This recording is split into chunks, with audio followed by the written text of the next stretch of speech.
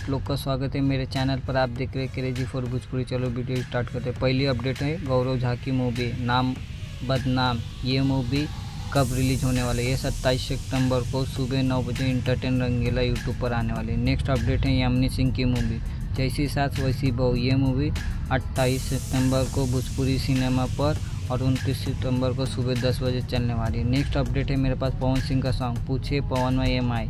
ये सॉन्ग कब रिलीज हो रहा है? ये सॉन्ग आज सुबह 9:45 को रिलीज हो रहा है। नेक्स्ट अपडेट है मेरे पास राकेश मिश्रा का सॉन्ग देवी का नमो देवी स्वाहा। ये सॉन्ग का कमिंग सून पोस्टर है। नेक्स्ट अपडेट है प्रमोद प्रेमी का सॉन्ग बथता डार बलमुआ। ये सॉन्ग भी आज सुबह रिलीज होने वाला है 7 बजे। तो अपडेट है मेरे पास अंकुश राजा का सॉन्ग मैया जी के चढ़ेला और डूडा।